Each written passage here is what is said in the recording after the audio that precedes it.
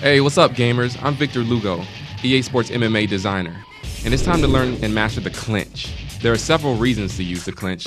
Let's talk about the stand-up first. You can use it to gain control of your opponent and eventually take them down, which is ideal for grapplers. You can use it to deal out some heavy damage with knees and punches, which works well for Muay Thai or brawler styles.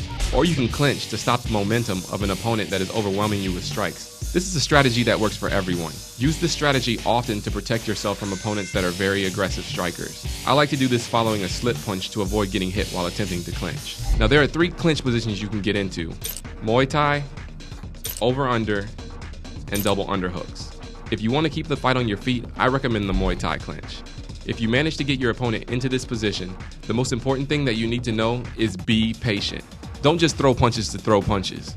The second thing you need to know is that you need to be prepared to defend your opponent's takedowns or transitions. You should begin your clinch strategy by driving your opponent into the cage. In this position, it is impossible for your opponent to take you down. With your opponent firmly against the cage, it's time to get into striking.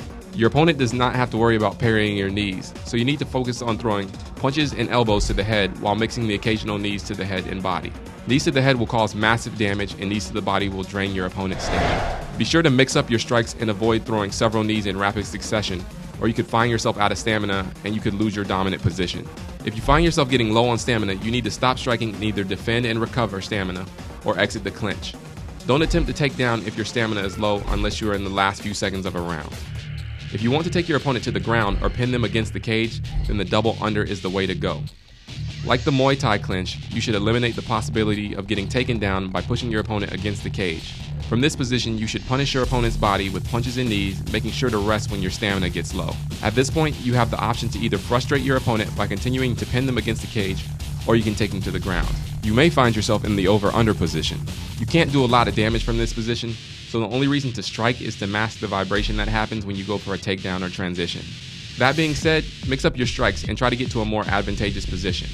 If your opponent clinches you, your first priority is to block their strikes. The punches won't do much damage, but be sure to avoid the knees. The next priority in the clinch is to attack your opponent. This will earn you points and lower their stamina, making it easier for you to perform a takedown or transition.